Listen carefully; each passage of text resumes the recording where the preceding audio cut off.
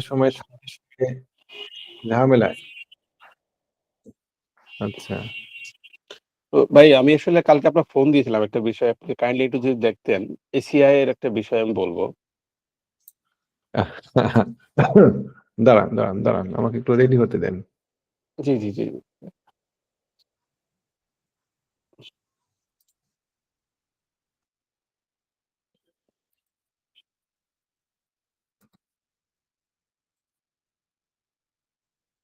মোটামুটি ৪ জন যুক্ত হয়েছেন। ঠিক আছে ৪ জনকে নিয়েই কাজ করি। আইটেম তো দেওয়াই আছে। ওরে আল্লাহ! এসিআই নিয়ে বলেন দেখি আপনার সমাধান দিই। আ এসিআই। এসিআই ভাই গত জানুয়ারি থেকে ৩১ অক্টোবর পর্যন্ত মোটামুটি ১,৪০,০০,০০০ এর মতো শেয়ার হাতবদল হইছে। এর একটু ভিতরে দাঁড়ান, আমি দেখলাম একটু দাঁড়ান, একটু দাঁড়ান। আমাকে আরেকটু সময় জি। দেন আমি দেখছি। মনিরুল রবির সাথে কথা বলছেন। এসিআই শেয়ারটা নিয়ে আপনি কোয়েরি দিচ্ছেন যে এসিআই শেয়ারটাতে কি করব? এসিআই শেয়ারটাতে না আপনি আমি মানে কি করব না আমি জাস্ট একটা বিষয় বলব আপনার একটু মানে মূল্যবান একটা মতামত আশা করতেছি ওই বিষয়ে আরকি। বলেন। আ গত জানুয়ারি থেকে ২৫শে জানুয়ারি থেকে ৩১ অক্টোবর পর্যন্ত টোটাল ১,৪০,০০,০০০ এর মতো শেয়ার হাতবদল হইছে। এর ভিতরে ওদের যে ডিরেক্টর ওরাই কিনছে ৯০,০০,০০০ এর মতো শেয়ার। এটা দ্বারা আসলে কি বোঝা যায়? ডিরেক্টর ৳৯০,০০,০০০ শেয়ার কিনেছে এটা কি ওরা ঘোষণা দিয়েছে? হ্যাঁ, ঘোষণা দিয়েছে এবং আমি ওদের নিউজ থেকে দেখছি কিনছে জানুয়ারি থেকে ধারাবাহিকভাবে বিভিন্ন ওরা হয়তো ডিরেক্টর পজিশন ওরা হয়তো পজিশন নিচ্ছে। এসিআই একটা এস্টাবলিশড কোম্পানি। এসিআই তাদের শেয়ার নিয়ে খুব একটা কারসাজি করতে দেয় না। এসিআই তারপরে আপনার আম স্কয়ার ফার্মা এই শেয়ারগুলো একটু কিছুটা রিজিড তারা নিজেদের কাছে শেয়ার রাখতে চায়। খুব প্রতিষ্ঠিত কোম্পানি। তাদের এই গ্রুপ অফ কোম্পানিদের অনেক ধরনের প্রোডাক্ট মার্কেটে আছে এবং তারা মার্কেটে সব শেয়ার ছেড়ে দিয়ে চলে যাবে এরকম না। তাদের শেয়ারগুলো নিজেদের হাতেই রাখতে চায়। এখন টেকনিক্যাল আমি ফান্ডামেন্টাল এনালাইসিস অত বেশি করি না। দেখেন ফান্ডামেন্টাল এনালাইসিস করে আপনি শেয়ার কিনবেন। রেনেটা কিনেছেন। রেনেটা খুব ফান্ডামেন্টালি স্ট্রং একটা শেয়ার। ভীষণ স্ট্রং একটা শেয়ার। আমার মনেই আছে ২০২১ সালে আমার এক ফ্রেন্ড বলল, "আমি কিছু শেয়ার কিনে রাখলাম। আমার আমার ছেলের বিয়ে উপলক্ষে আমি ওই শেয়ার বিক্রি করব।" তখন কেউ কোনদিন কল্পনাও করেনি যে রেনেটা নামবে এখানে। সে শেয়ার কিনেছিল ৳১১০০ করে রেনেটা। রেনেটা এখন ৳৪০০। তার ছেলের বিয়ে হবে, তার নাতির বিয়ে হবে। এই শেয়ার বিক্রি করতে পারবে না। সো ফান্ডামেন্টাল বিষয়গুলোতে থেকে আমি টেকনিক্যাল বিষয়গুলোকে বেশি গুরুত্ব দিই। আচ্ছা। আমাকে যদি ধন্যবাদ। একজন করে যদি নিয়ে আসতে হয় তাহলে আমি ওটা নিয়ে আসবো না ক্লাস করাবো বলেন।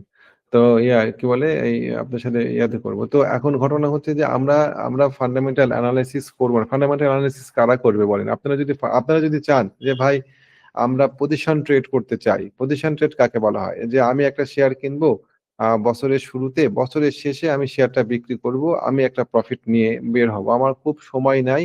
আমি আস্তে ধীরে শেয়ারে ব্যবসা করব। এরকম ক্ষেত্রে আপনার পজিশন ট্রেডিং দরকার। সেক্ষেত্রে টেকনিক্যাল এনালাইসিস করা বা কোন টেকনিক্যাল এনালাইসিস জানে এমন মানুষের কাছে আপনার যাওয়ার প্রয়োজন নাই। সেক্ষেত্রে আপনি পিওর কিছু ওই যে ন্যায়, বিপিএস, ক্যাশ ফ্লো তারপরে আরো যে সমস্ত বিষয়গুলো কতগুলো শেয়ার পাবলিকের কাছে আছে, কতগুলো শেয়ার ডাইরেক্ট আছে, বিদেশি বিনিয়োগ এই সমস্ত বিষয়গুলো দেখে পিএম কাউসার কেন আমাকে এই মুহূর্তে দিচ্ছে, ও আশাবাদ দিয়ে আমাদের গ্রুপের সদস্য। তো আমি তো এখন পড়তে পারব না। তো এই বিষয়গুলো নিয়ে আম আ ডিস্ট্রাক্ট হয়ে যায়। তো বা বা বা আপনি তখন এই বিষয়গুলো দেখে শেয়ারটাতে লং পজিশন নিবেন। কিন্তু আমরা হ্যাঁ, কেউ বলতে চাচ্ছেন, হাত তুলেছেন বলেন। আচ্ছা, মাত্র আমরা ৮ জন আছি। আমি কিন্তু ১০ জনের মধ্যে ২ জনই আমি। তো আমরা সবসময় কি করব বলেন তো? আমরা সবসময় শেয়ার কিনবো অ্যা সুইং ট্রেড করার জন্য আমরা এখানে জড়ো হয়েছি। যে আমরা শেয়ার কিনবো, আমরা মোটামুটি ৭ থেকে ১০ দিনের মধ্যে একটা রেজাল্ট চাই। ঠিক কিনা? জি, আমি বলেন। বুঝতে পারছি। তাই তো? জি। আচ্ছা। আর যদি বলেন যে পজিশন ট্রেড করব, আমাকে একটা শেয়ার খুঁজে দেন, সেটাও দিতে পারি। তবে সেটা আপনার জন্য একটু দীর্ঘ আসলে সময় আ হ্যাঁ? ভাই আমি এসি খুব মানে জাস্ট যেহেতু আপনি শেয়ার বাজার নিয়ে অনেক ওকে, ওকে। জাস্ট আমি এখন জানতে চাইছি আপনার একটা মতামত। এশিয়ার শেয়ারটা কিন্তু এই মুহূর্তে খারাপ পজিশনে নাই। আমি আপনাকে দেখাই ওভারঅল যে টেকনিক আমি আপনাকে দেখাই। এসিআই সুন্দরভাবে নিচের দিকে নেমে আসছে। এসিআর আমাদের নিচে একটা সাপোর্ট আছে। ও এই জায়গাতে দাঁড়ায় আছে। দাঁড়ায় থাকার পরে ও জাস্ট দেখেন কি করছে। ও ও ও ও নিচের দিকে নেমে আসছে এই জায়গায়। তাহলে আমরা কি দেখতে পাচ্ছি? আমরা দেখতে পাচ্ছি এসিআই এর মাথার উপরে জাস্ট সাপ্লাই আছে একটা। সাপ্লাইটা কোথায় আছে? সাপ্লাইটা এরকম জায়গায় আছে, এরকম জায়গায় আছে, সাপ্লাই আছে। এটাকে বলা হয় ডায়াগোনাল রেজিস্ট্যান্স। তাহলে যখনই এই শেয়ারটা ডায়াগোনাল রেজিস্ট্যান্সের এখানে যাচ্ছে, ততবারই সে পড়ে যাচ্ছে, যতবারই সে পড়ে যাচ্ছে, ততবারই সে পড়ে যাচ্ছে, পড়ে যাচ্ছে, এখানে গিয়ে পড়ে যাচ্ছে, এবং এখানে গিয়েও সে পড়েছে। তার মানে কি? সে গত দিনের ক্যান্ডেলটা সুন্দর হয়েছে, ফাইন, কিন্তু আমি যদি এই জায়গাটাতে না পার করে কিনি, এই জায়গাতে না পার করে কিনি, তাহলে পর এখানে গিয়েও সে পড়ে যেতে পারবে, পড়বে না, এটা কি আমরা বুঝতে পারছি বলেন? বুঝতে পারছি না। না, যদিও সে জি, সুন্দর এখানে সাপ্লায়ার পুরো আছে, তাহলে পরে কি করতে হবে? ওয়েট করেন। ওয়েট আমরা করতে এই হবে। আমরা এই শেয়ারটা কিনবো, এটাকে ওয়েট করেন, এটাকে পার করতে দেন। আপনার কাছে মনে হতে পারে ভাই পার করলে পরে তো শেয়ারের দাম বাইরে যাবে, তখন কি করব? পৃথিবীতে কোনো শেয়ার একটানা বাড়ে না। পৃথিবীতে কোনো শেয়ার একটানা বাড়ে না। ও বাড়ে, কমে, বাড়ে, কমে, বাড়ে, কমে। তো একটা শেয়ার যদি দীর্ঘ সময় নিয়ে যদি আগায়, তাহলে পরে আমরা এসিআই এর ক্ষেত্রে এসিআই এই ট্রেন্ড লাইনটা পার করুক, পার করে সুন্দর করে রিটেস্টে আসুক, রিটেস্টে আসতে পারে আমরা এই জায়গাতে একটা সার্টেন কনফার্মেশন নিব, কনফার্মেশন নিয়ে আমরা এখানে বাই করব, অথবা ব্রেকআউট করার পর যে ক্যান্ডেলটা উপরের দিকে উঠেছে সেই ক্যান্ডেল ব্রেকআউট করলে পরে আমরা এই জায়গাতে এন্ট্রি দিব। তো ওকে, আমাদের ওকে। সামনে এসিআই তে এন্ট্রি দেওয়ার জন্য অসম্ভব সুযোগ আছে। জি, জি। ধন্যবাদ আপনাকে। তো এসিআই, আমি বলছি না খারাপ হবে, এসিআই ভালো ভালো হওয়ার সম্ভাবনা আছে, কিন্তু আমাকে আগে ওই জায়গাটা পার করে দিয়ে আসতে হবে, সোজা কথা। আর যারা এখানে আছেন তাদেরকে আমি একটা কথা সবসময় বলি, নিজেদের মানি নিজেরা সেভ করবেন, নিজেদের মানিকে নিজেরা ম্যানেজ করবেন, নিজেদের মানি টাকাগুলোকে যদি আপনি বিশৃঙ্খল ভাবে ব্যবহার করেন, যদি ডিসিপ্লিন না হয়, তাহলে সাময়িকভাবে দুই একবার লাভ করতে পারবেন, কিন্তু আলটিমেটলি আপনি মহা ক্ষতির মধ্যে পড়বেন। কোনো অবস্থাতে কোনো একটা একক শেয়ারে অন ক্যাপিটাল 2% উপরে ঝুঁকি নেবেন না, যত ভালোই নিউজ পাওয়া যাক। কোনো একটা শেয়ার কেনার সময় আপনি আগে স্টপ লসটা খুঁজে নেবেন, যে কোথায় আমার স্টপ লস আছে। কোনো একটা শেয়ার কেনার সময় প্রফিটের জায়গাটা খুঁজে নেবেন।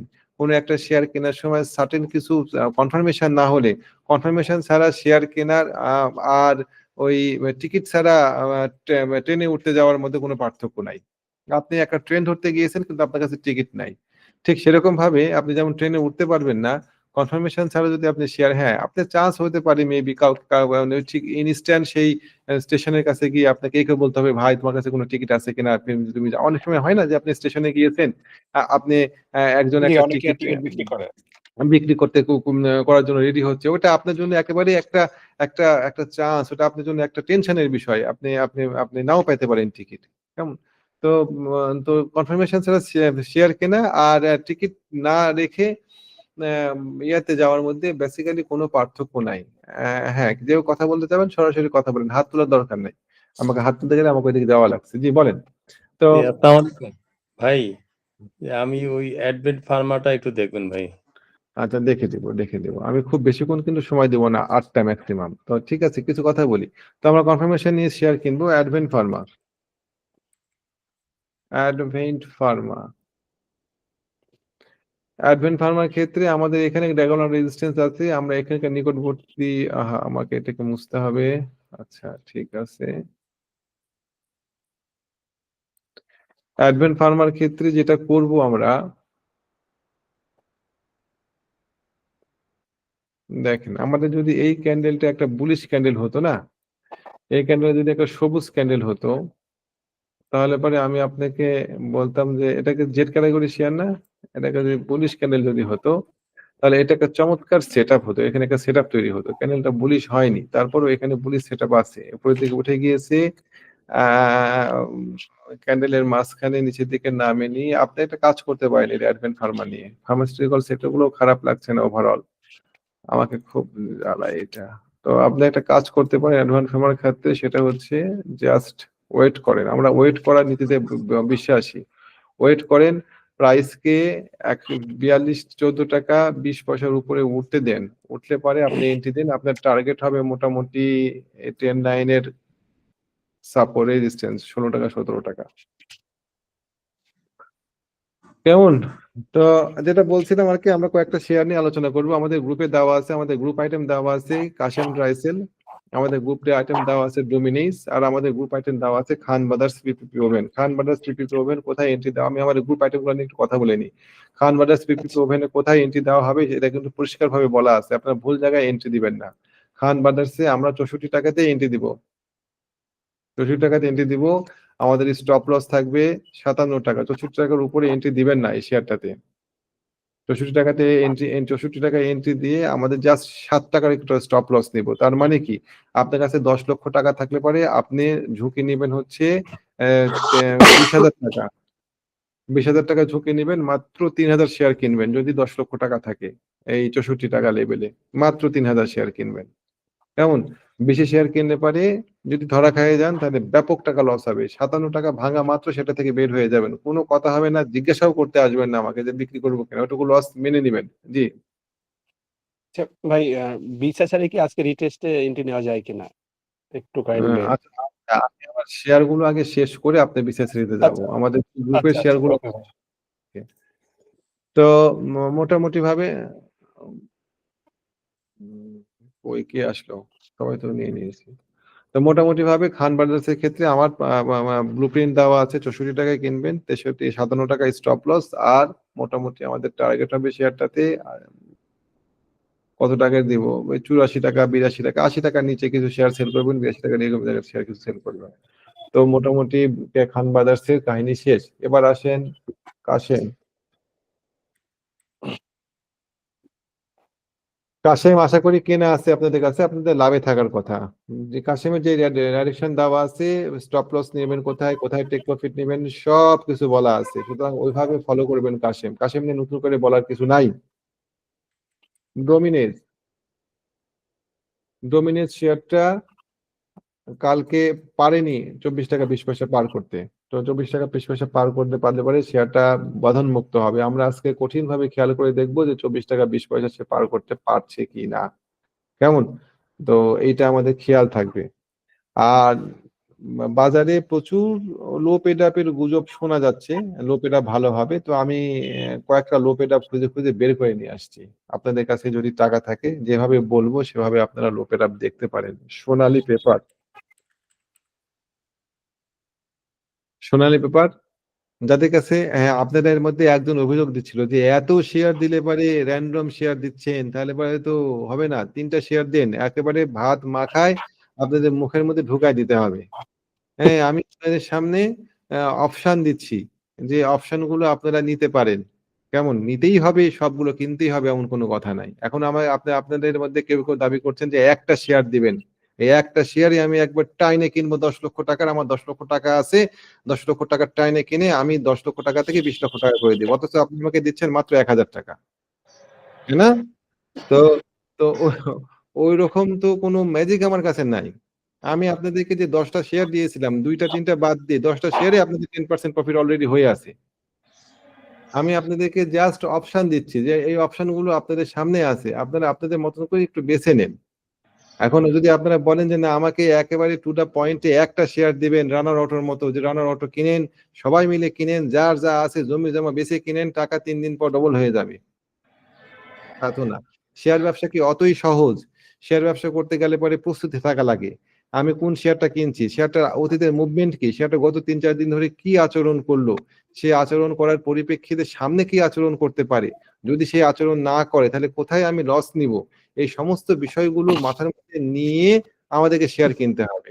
তো আমি আপনাদেরকে ওইরকম শেয়ারগুলো সুন্দরভাবে উপস্থাপন করছি এবং আমি দেখাই দিচ্ছি কোনটা কোনটা কি হচ্ছে। এদের মধ্যে আপনি যেটা পছন্দ করবেন নিতে পারেন। তো আমি আজকে রানিং মার্কেটের জন্য কয়েকটা শেয়ার দিচ্ছি আপনাদেরকে, এগুলো একটু খেয়াল করে দেখেন। দেখেন সোনালী পেপার, এই সোনালী পেপারটা সুন্দরভাবে নেমে আসছিল। আমার টার্গেট ছিল শেয়ারটাতে 190 টাকা এন্ট্রি দেওয়ার। এই 190 টাকাতে শেয়ারটা নামবে, আর যারা আমার ভিডিও দেখেন তারা এই শেয়ারটা দেখতে পাবেন।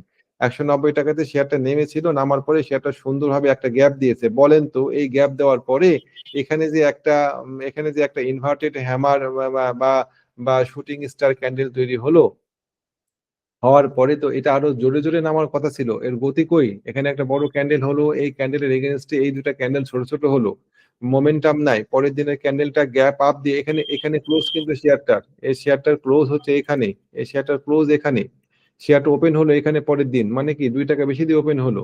তো এইটা কেউ বেশি দিয়ে ওপেন করলো, সবকিছু মিলাই একটা চিন্তার বিষয়। এই জায়গাতে এই শেয়ারটা ভালো করতে পারে মেবি। তো কেনার পদ্ধতি কি? কেনার পদ্ধতি হচ্ছে ডেফিনেটলি শেয়ারটা কিনবেন। মোবাইলটা বন্ধ করেন প্লিজ। 133 টাকা পার করা মাত্র শেয়ারটাতে এন্ট্রি দিবেন। আর আপনার স্টপ লস হবে খুব কম, অত দূরে যাবোই না। আর আমার স্টপ লস হবে হচ্ছে 118 টাকা। তাহলে 18 মাত্র মোটামুটি 18 টাকা আমার স্টপ লস।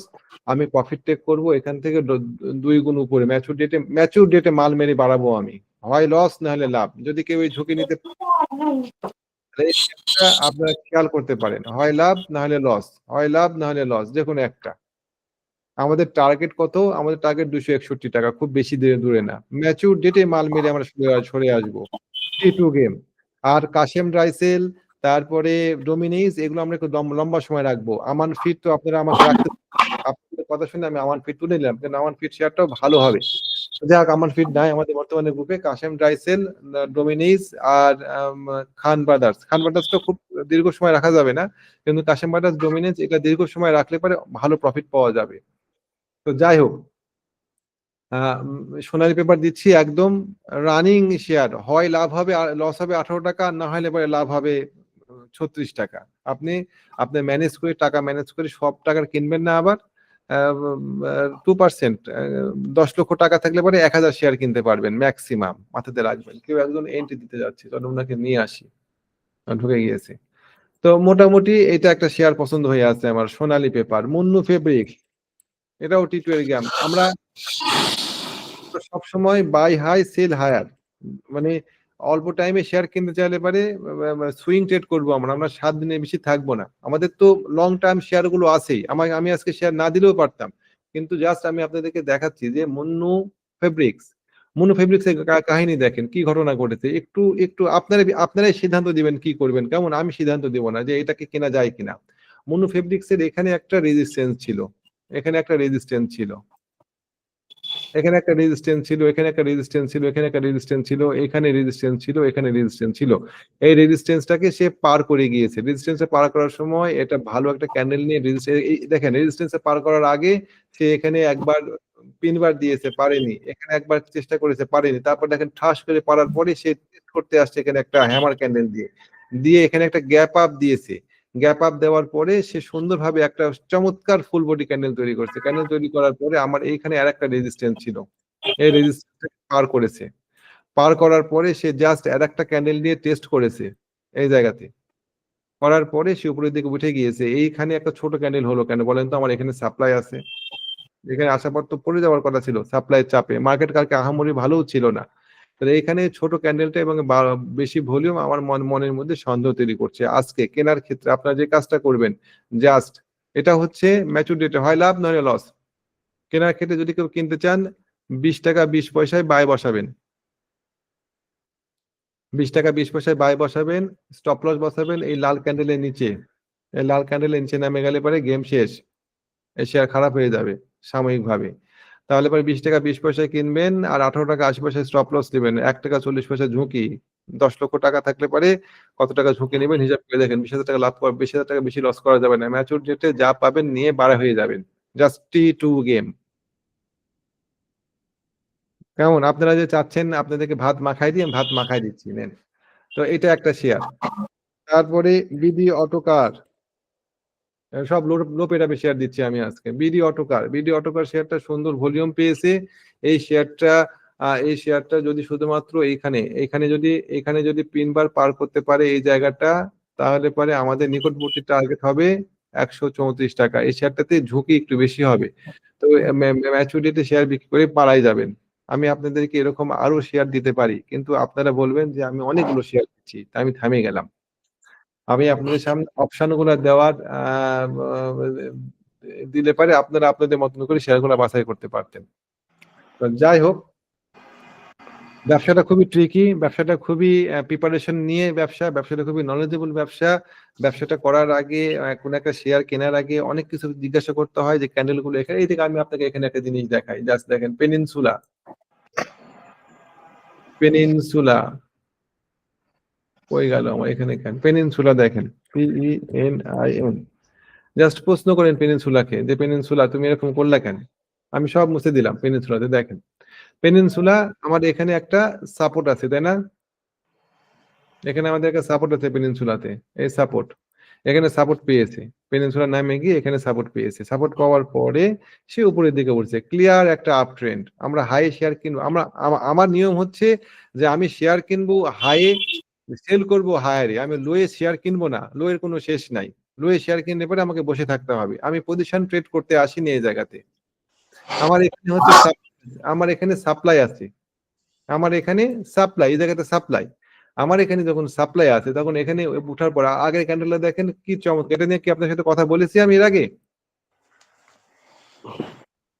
না, এটা নিয়ে বলেন নাই, বলেন আচ্ছা, না। পেনিনসুলার কথা বলিনি। দেখেন এই এই এই এই এই ক্যান্ডেলটার নাম হচ্ছে, এই ক্যান্ডেলটার নাম কি বলেন তো? এই ক্যান্ডেলটার নাম হচ্ছে গ্রিন ক্লোজিং মারুবুজু। এটা ক্লোজিংটা মারুবুজু মতন। একটা ক্যান্ডেল যখন উঠে উপরের দিকে, উঠতে উঠতে যখন এরকম শোলতা তৈরি হয়, মানে কি এই শোলতার উপরে সেলার আছে, সেলার প্রাইসটাকে আর বাড়তে দেয়নি, ও ঠেলে নিচের দিকে নামাই দিয়েছে। কিন্তু যখন ক্যান্ডেলের উপরে কোনো শোলতা থাকে না, ভাই মোবাইলটা একটু মিউট করেন, তখন কি হয়, প্রাইজে মনে করেন সম্পূর্ণ সেলারকে পরাস্ত করে সে দাঁড়ায় থাকে 10,000 বা 20,000 বা 1 লাখ বা কখনো 5 লাখ বাড়া নিয়ে বসে থাকে, মানে এখানে সেলারকে সে দাঁড়াতেই দেয় না। মোবাইলের সাউন্ড মিউট করেন ভাই, আপনারা যখন কথা বলবেন তখন মোবাইলটা অন করবেন প্লিজ। তো এখানে মোবাইল এই ধরনের ক্যান্ডেল গুলো ইঙ্গিত করে যে প্রচন্ড শক্তি নিয়ে সে আগাচ্ছে। তারপরে তারপরে ক্যান্ডেলটা এই জায়গাতে বড় হওয়ার কথা ছিল, বড় হয়নি। আমাদের এখানে সাপ্লাই আছে, দেখেন এই জায়গাতে অনেকগুলো সেলার, এখানে অনেকগুলো ভলিউম, এখানে অনেকগুলো সেলার বসে আছে। এখন যদি এই পরের দিনকেও যদি একটা বড় ক্যান্ডেল তৈরি হতো, তাহলে পরে এই সেলার গুলো কি শেয়ার বিক্রি করতো? বিক্রি করতো না। তো এই সেলার গুলো শেয়ার বিক্রি করতো না, তাদেরকে নিয়েই স্মার্ট মানিকে উপরের দিকে উঠতে হতো। তাহলে এখানে যারা আছে তাদেরকে নিয়ে যদি স্মার্ট মানি উপরের দিকে উঠে, তাহলে পরে তো ভাই মুশকিল, তাহলে তো এরা শেয়ার বিক্রি করে দিবে, এদের তো লাভ করতে দিবে না। সুতরাং এরকম জায়গাতে নিজেকে প্রশ্ন করবেন যে এরকম ছোট ছোট ক্যান্ডেল তৈরি হচ্ছে কেন, এখানে কি এই স্মার্ট মানি এই শেয়ার গুলোকে নিচ্ছে, অ্যাবজর্ব করছে?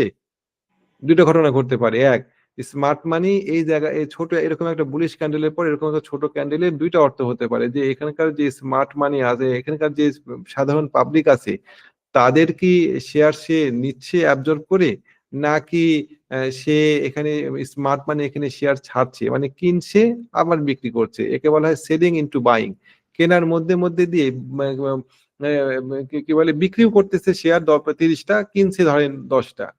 স্মার্ট মানি কখনোই সম্পূর্ণ শেয়ার সেল করতে পারে না, কিন্তু টপিক তাদের কাছে সবসময় কিন্তু শেয়ার থাকে। তাহলে পরে কি এখানে তাই করছে সে স্মার্ট মানি, যে বাইং ইনটু সেলিং করছে, সেলিং ইনটু বাইং করছে, যে আমি বিক্রি করছি আবার কিনছি। পরের ক্যান্ডেলটা যদি এই নিচে নেমে যায় তাহলে কনফার্ম ওইটা হবে হচ্ছে স্মার্ট মানি শেয়ার ছেড়ে দেওয়া। পরের ক্যান্ডেলটা এখানে দাঁড়ায় থাকলো একটা রানিং অবস্থাতে, ইনসাইড বার তৈরি হয়েছে, জাস্ট এখানে ভাঙা মাত্র এন্ট্রি দেন না কেন, ঠাস করে দেখেন আপনি ম্যাচুরিটি প্রফিট পান কিনা।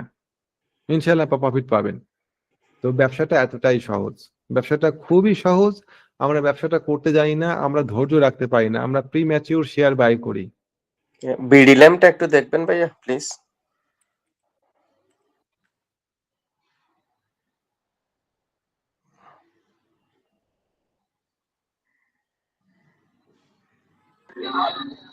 বিডি ল্যাম্পস, এটা তো লো পেড অফ শেয়ার, তাই না? জি জি, লো প্যাডের।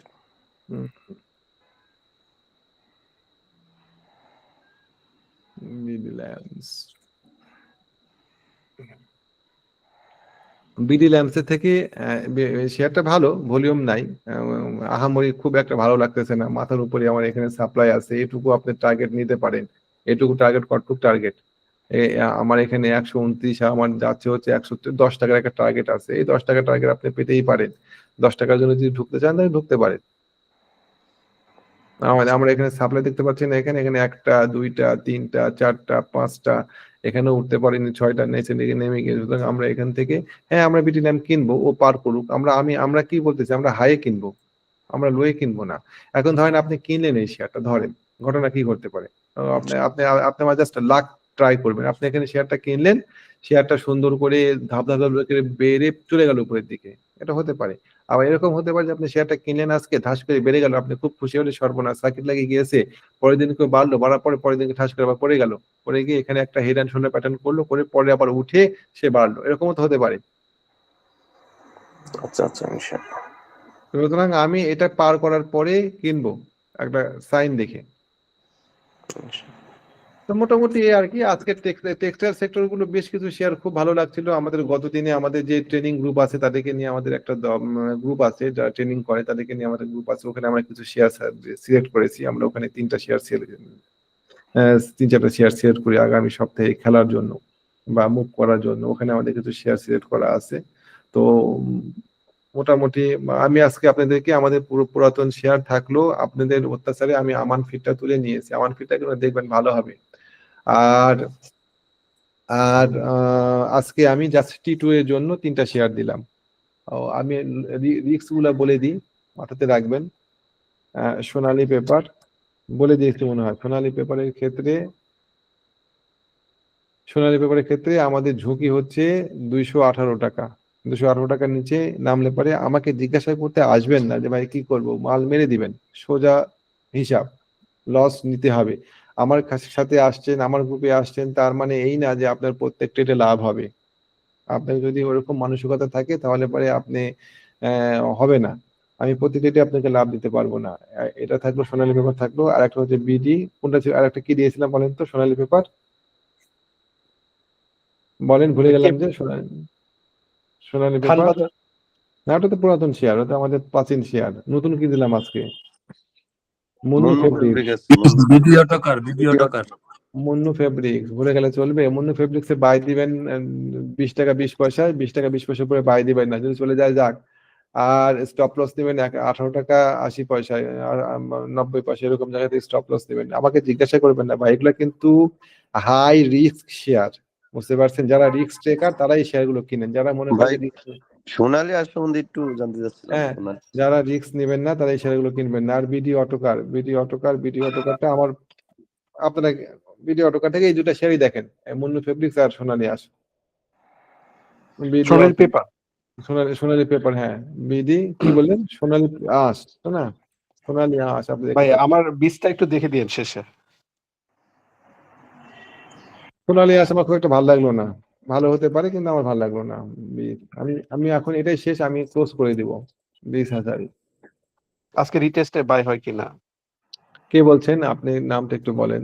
আমি মনিরুল ইসলাম ভাই। মনিরুল ইসলাম।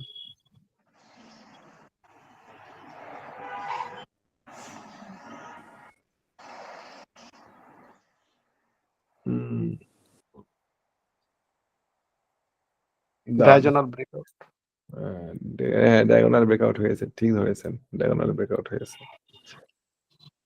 ইস, শেয়ারটা গত দিনকে ছিল এন্ট্রি পয়েন্ট। আমাদের এই আজকে প্রাইস রিটেস্টে আসবে মনে হচ্ছে। একদম শাঁসা করে গন্ডারের মতন আগাচ্ছে। আগাতে গিয়ে এখানে আমার ইনসাইড বার ছিল, ইনসাইড বার ব্রেকআউট, ঠাস করে বাই, বুঝতে পারছেন? তো তো তো তো আজকে ও একটা ছোট বডির ক্যান্ডেল যদি তৈরি করে, এখানে একটা সাপ্লাই আছে, ছোট্ট একটা সাপ্লাই আছে, এই সাপ্লাইটাকে দেখেন। এটা আপনি হয় রিটেস্টে কিনেন, আর নাহলে সাপ্লাইটা পার করে কিনেন, কিনতে যাচ্ছেন কিনেন, অসুবিধা নেই। ধন্যবাদ কেমন? মাহমুদ ভাই। ওকে, থ্যাংক ইউ ভেরি মাচ। আপনাদের সাথে বসাই যায়, প্রতিদিনই বসা যায়, তো প্রতিদিন বসার দরকার নাই। মোটামুটি ভাবে মার্কেট যখন প্রয়োজন যখন হবে তখন ইয়া করবো। আর সবসময় তবে কল ধরাও। সপ্তাহে একটা মানে 2টা দিন আমি আপনাদের মানে আমরা আপনাকে এক্সপেক্ট করতেছি গ্রুপে। ভাই এভাবে আমার ভালো হয় আমার একটু।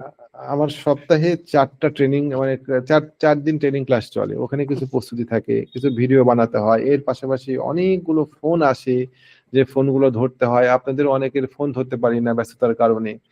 তো মোটামুটি যেগুলো শেয়ার দিলাম সেগুলো শেয়ারের মধ্যে হ্যাঁ, থাকেন। মামুন ভাই। হ্যাঁ, আসসালামু আলাইকুম ভাইজান, ওয়ালাইকুম আসসালাম। আপনি আমাদের সম্পর্কে ভালোভাবে জানেন বুঝেন। আপনার যখন মনে করেন আমাদের সাথে বসা উচিত তখন আপনি আমাদেরকে চেষ্টা দিকে করবো বসে আপনার থাকি। হ্যাঁ। চেষ্টা করবো যে সপ্তাহে একদিন বসা ট্রেড শুরু হয়, যেমন আজকে রবিবার খুব আমি সুন্দর হয়েছে আজকে খুব ভালো হয়েছে এটা। মোটামুটি রবিবার আমি আপনাদেরকে ছেড়ে দিলাম যে কিছু শেয়ার দিয়ে লোপেটা শেয়ার দিয়ে ছেড়ে দিলাম, খুব এটা ভালো নিয়ে হয়েছে দেখেন। একটা। তো ঠিক আছে, থ্যাংক ইউ ভেরি মাচ, জি আসসালামু জি, আলাইকুম। আসসালামু তাহলে আলাইকুম। তুমি এআইএলটা বললে একটু ভালো হইতো। হ্যাঁ, এআইএল, আবার এআই এআইএল, বলে বলছেন। জি জি।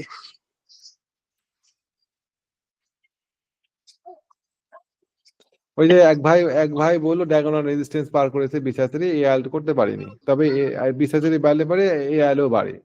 তো আমি এখন এটা পার না করলে আপনাকে কি করে বলি যে ভালো হবে? এটা পার করেন আগে ডায়াগোনাল রেজিস্ট্যান্সটা। কত রেজিস্ট্রেশনটা এআইএল এর? 47 টাকা 50 পয়সা। মোটামুটি ভাবে এআইএল এর এই যে ঝামেলা আছে ভাই, অনেকগুলো রেজিস্ট্যান্স আছে। এআইএল কে খুব শক্তি নিয়ে বাড়তে হবে। এখানে ডায়াগোনাল রেজিস্ট্যান্স আছে, এখানে আমার হরাইজন্টাল রেজিস্ট্যান্স আছে। মোটামুটি এআইএল এর সবগুলো বাধা যদি আপনি ধরতে চান তাহলে 50 টাকা পার না করলে এআইএল এর মুভমেন্ট হবে না। এআইএল আমার 45 থেকে 80 পয়সা করে বাই দেওয়া আর কি। তো এখন কি ছেড়ে দিব?